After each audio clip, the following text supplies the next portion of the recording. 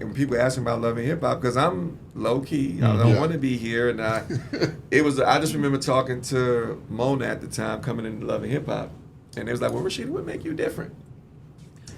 No, the Mona said, "Well, Rasheeda, what makes you any different from any other, pretty girl in Atlanta?" I said, "Well, I've been married 10 years. Yeah. And my situation is different because I'm the rapper. Right. Everybody else who was, coming to the show or doing whatever they was doing, they was all the girlfriend. Nobody was married. They was all the girlfriends of the nigga who rap or does production. Or he had 2 girls. Or whatever. Or he got 2, 3 bitches, or whatever. And she was like, "What? You're married?" Yeah. And I was like, "Yeah." She was like, "Where your husband?" I was like, "Outside in the parking lot." And she was like, "Bring him in here. Tell him to come in right now."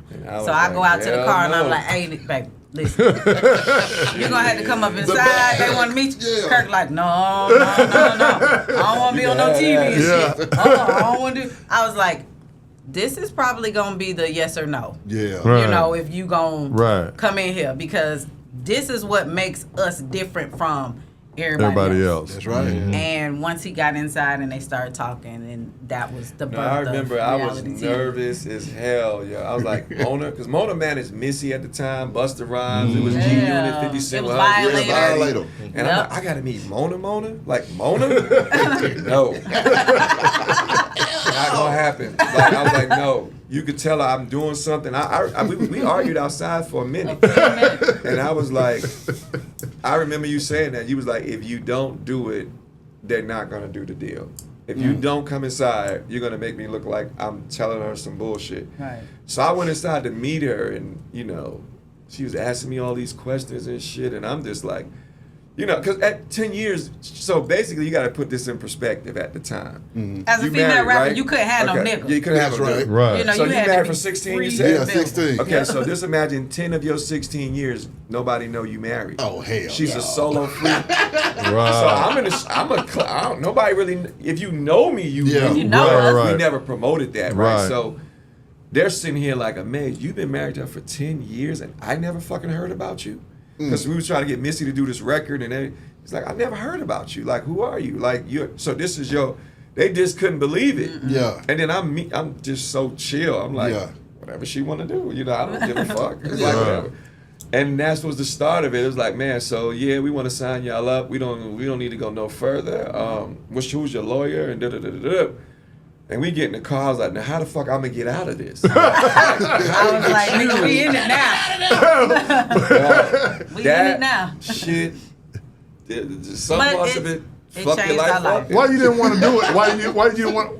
What was the what was the problem at first? He don't want to be on TV. I got a lot of people in jail at the point in time. And it's like, Gotcha. it's this hardcore shit going on, and TV was soft. Like Yeah. it wasn't for the dude, it was for the artist. Like I'm not a rapper, so I didn't even Right. understand the terms of becoming I'm like, what the fuck do I do? I'm a label. What am I gonna do on TV? Gotcha. I wasn't thinking of it in the sense of what you can do, but as I begin to talk to people and begin to talk, and we start thinking, well, we do this, we do got the online. Right. Yeah. We start getting it, and they start giving us.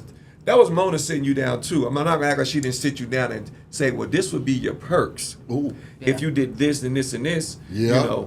She already was question on how we live like we live. She was like, well, what do y'all do? Like, how do y'all have homes? And when they came to our house, they was already asking a lot of questions, and I was like scared for them to.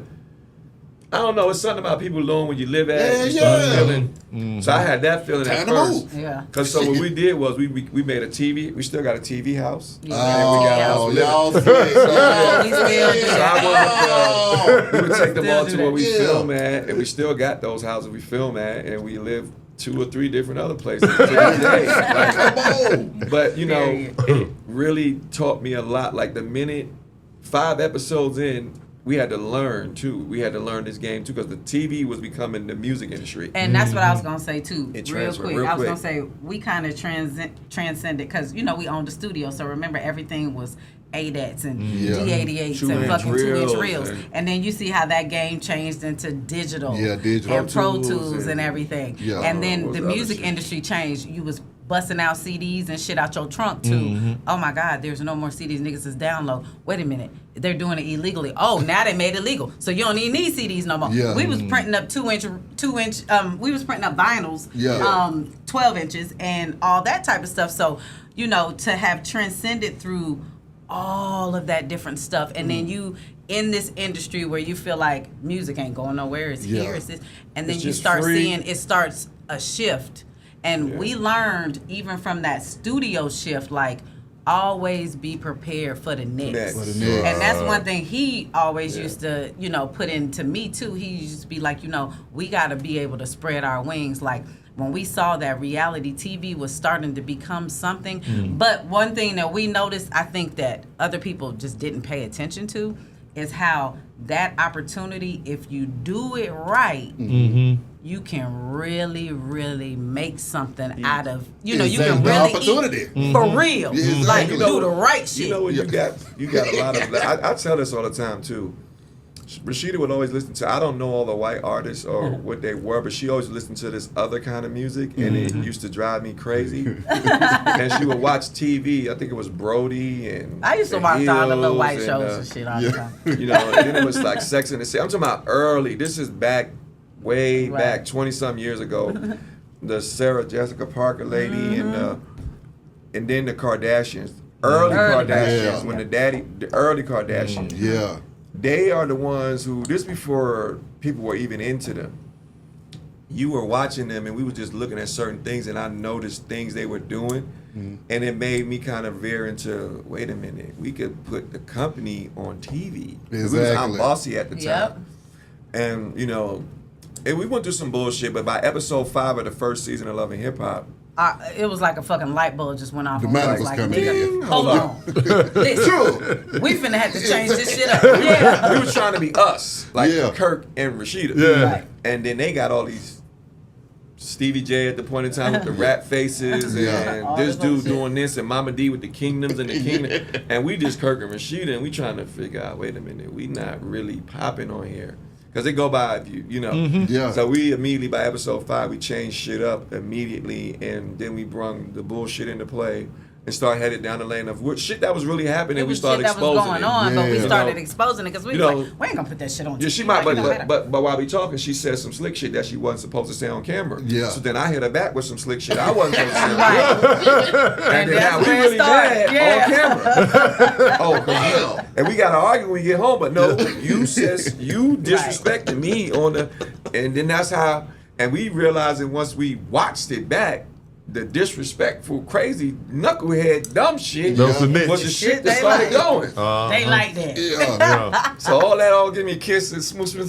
dead all that shit. That is not what they here for. Like, when you put some shit up in the comment, the bullshit come in, that is the reason why everybody is on your shit putting the bullshit. They come for the bullshit. Right. If you think you're going to get in this shit just for the smooth and the good, just because who you think you are or was, that ain't going to make you no money. By episode 2, and niggas ain't never try to book me.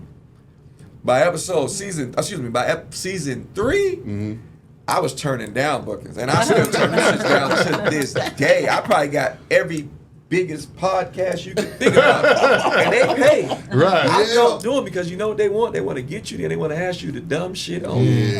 And I'm like, you don't even know me enough to want to go down there. Like, I'm going to talk about it anyway, but I just feel like I'm not the guy that you could just fly in and put me in a room and then say the wrong shit. I'm just not him, so I don't do a lot of them. But that's when they fuck with you. When you got the bullshit, that's when you begin to pop. And that's when I started making, my salary is exactly the same as hers. And when we did get chances to get pay raises, we turned them down because you had to sign on to more cycles. Yeah, and because it's a record like deal. A record deal. Yeah, right. We would be like, if you take a raise, they want more seasons. More cycles. You take more money, they want more of you. After a while, you got to break that shit down and be like, no, what you do is, and this is what we sat down and we realized, yo, we not worried about the giving us a raise. Let's take our businesses and try to get them Highlight on this them. platform Integrate as them things. many Keep my times as salary we where we can, at, yeah. then that way that money is all of our money for us to, build, grow, and do what we need to do. And I promise you, I had my website. We started, it initially was first called I'mBossy.com, and it changed to Press. But 14 years ago is when we started. We've been on Love and Hip Hop for This is the 11. 13th year. 12 years, It's right? the 12th season, but 12th it's season. the 13th 13th season year? because they do 2 in a year now. Right. Yeah. So we're in the 13th season. When we started that website, and then when I got on the show and was able to highlight that shit, when I tell you, fucking crashed the site. Server. The server, everything. Once we saw that, we was like, nigga, it's on. No, we crashed. But we was at GoDaddy. We was on GoDaddy. We crashed GoDaddy Yeah, that shit was fucked server with a certain amount of company. And this is Love and Hip Hop. It's like you got to 8 get million off niggas this. every Monday night. Type shit. Like Exactly. the biggest thing ever. Us getting into it, not having a clue that number one, the show was gonna be that big.